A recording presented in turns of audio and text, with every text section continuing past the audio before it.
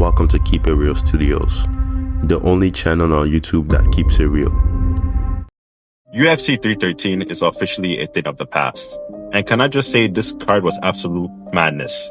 We got to see brutal knockouts, high-level submissions, crazy brawls, and an interesting title fight to close off the night. In today's video, I'm just going to be going over the main card, talking about some of its highlights and its lowlights, and just the card overall and what to expect coming from the UFC in the future.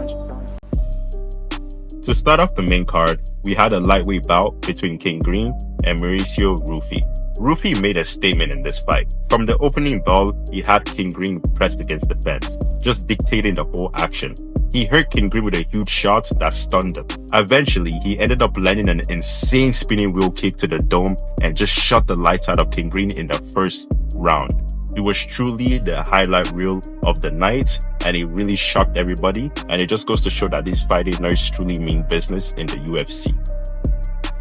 The next matchup on the card was a women's strawweight bout between Amanda Lemos and Yasmin Lucindo. Overall, this wasn't really the most exciting matchup on the card. Both female fighters didn't really do much, but however, Amanda Lemos did control most of the fight with her takedowns, ground control, and elbows. Lucindo was aggressive up her back with submission attempts, but however, she couldn't really do much. In the final round, Lucindo did have a strong start, but Lemos quickly took over, dominated her, took her down again, and Amanda Lemos ended up getting the decision victory.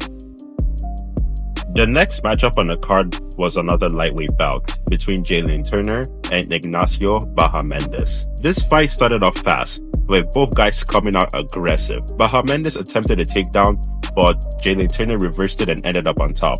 However, Bahamondes showed incredible skills off his back, quickly locking in a triangle choke and summoning Jalen Turner in the first round. This was truly an amazing performance by Bahamondes because Jalen Turner is no joke in the lightweight division, but Bahamondes just showed incredible jiu-jitsu, resilience, and got an amazing victory. Moving on to the co-main event, we had Justin the Highlight Gaethje up against Rafael Fiziev. Originally, we did have Justin Gaethje up against the Hangman, Dan Hooker. This was a highly anticipated matchup, but unfortunately, Dan Hooker did suffer an injury on his hand and he did pull out of the fight. But luckily, Fiziev did step up on short notice to face Justin Gaethje. And this was actually a very interesting matchup because these two men have fought prior in the past, with Justin Gaethje being the better fighter back then, but Fiziev did give him a run for his money. So this was a very interesting rematch to see happen. On the day of the fight, right away, we saw chaos. Fiziev did approach this fight a little bit differently, immediately trying to take down Justin Gaethje. Justin Gaethje scrambling all over the place. They got up and started throwing bombs at each other left and right, attempting takedowns here and there, just landing solid shots on each other. Moving on to round 2, it was an all-out brawl. Fiziev was landing brutal knees, timing Justin Gaethje anytime he ducked down his head, while Gaethje did respond with some bombs of his own. The biggest moment of the fight truly came when Justin Gaethje landed a vicious uppercut, dropping Fiziev and following up with some ground shots. Something truly brutal from the highlight himself, Justin Gaethje. Everybody thought the fight was over there, but Fiziev kept pressing up, stood up eventually, and fought back. Moving on to the third round, Fiziev started off strong, landing some crib strikes, but Justin, as always, he kept his pressure going forward. He absorbed some of the biggest shots we've ever seen him take, and then he fired back even harder, landing head kicks, clean punches, and towards the end of the round, Fiziev started to slow down. But Justin Gaethje just kept his pace up. He wobbled Fiziev multiple times, and in the end, Gaethje's relentless pressure and powerful shots earned him the decision victory. These two boys absolutely put it on the line that night. Definitely the fight of the night. It was a huge, insane card. A lot of people didn't think this fight was going to deliver because Fiziev was coming off an injury and Justin Gaethje was coming off a brutal knockout. But both boys truly proved to the world that they're still at the top of the level in the lightweight division. Overall, the fight of the night and just truly an amazing spectacle. Moving on to the main event of UFC 13, we had Alex Pereira versus Magomed Ankalaev for the light heavyweight championship of the world. This was an interesting matchup because Alex Pereira has been truly dominant in the light heavyweight division, and so has Magomed Ankalaev. and a lot of people have been waiting for this matchup to happen for a long time now.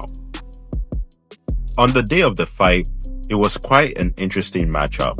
In round 1, we didn't get to see much activity from both fighters. We just kind of saw each fighter exchanging leg kicks back and forth. Alex Pereira did land around 15 leg kicks to Ankalaev early, and it did seem to have an effect. Ankalaev did land a couple leg kicks of his own, and he did attempt a takedown, but Pereira stuffed it with ease.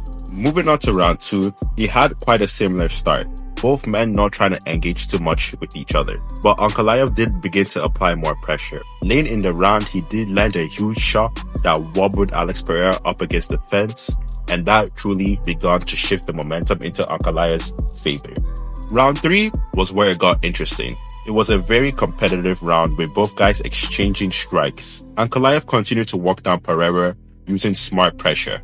Pereira managed to stop another takedown and even tripped Ankalaev at one point and seemed to get his own takedown. It was a very close round. Overall, nothing too crazy did happen, but those were kind of the significant moments. Round 4, Ankalaev went for another takedown, but Pereira showed incredible defense. However, Ankalaev was relentless, keeping him against the cage and landing solid shots. The referees eventually separated them when Ankalaev just kept clinching up against the fence, but Ankalaev continued to just kind of keep pressuring Alex Pereira, and Pereira didn't seem to have a good response to Ankalaev because of that. Pereira looked like he was starting to tire a little bit, and he didn't look like his actual self. He didn't seem like he had a response to Ankalaev's pressure. Round 5, Pereira came out more aggressively. I believe he thought he was down on the scorecards, landing some nice head kicks and trying to apply pressure.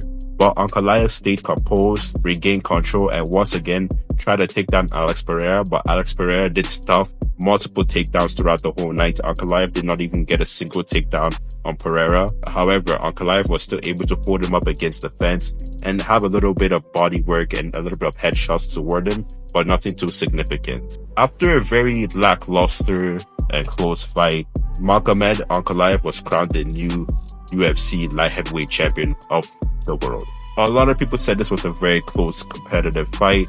However, I do believe Ankalaev was the winner. A lot of people didn't think Ankalaev did enough to be the champion on that night.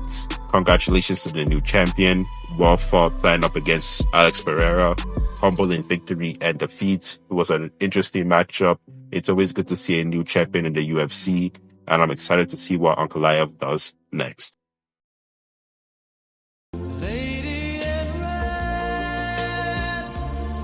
So if I had to kind of give this whole pay-per-view a score out of 10, it's kind of hard because usually if the co-main event and the main event can deliver, that's automatically 10 out of 10 for me. You know, if those two can deliver, there's nothing else I can ask for the UFC. But relatively, you know, the main event didn't really deliver that much. We did get to see a new champion, which I will give it a points for that. But still, you know, the co-main event, you know, you had Justin Gaethje, it's always going to deliver. I feel like the women's fight did kind of bring down the card a little bit. Rufi, Bahamandes, Gaethje's fight, all unique. It's just Amanda Lemos and Alex Pereira's fight that kind of brought it down. But if I had to give it a score out of 10, I'll still say maybe like an 8.5 out of 10. We got to see a new champion. We got to see Gaethje come back. Rufi's finish was incredible. Bahamandes' finish was incredible too as well. So I'll give it an 8.5 out of 10. But overall, that's basically it for today's video.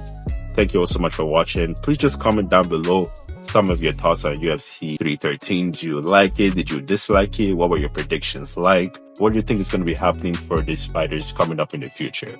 Thank you all so much for watching. Don't forget to like, comment, and subscribe. And don't forget to keep it real.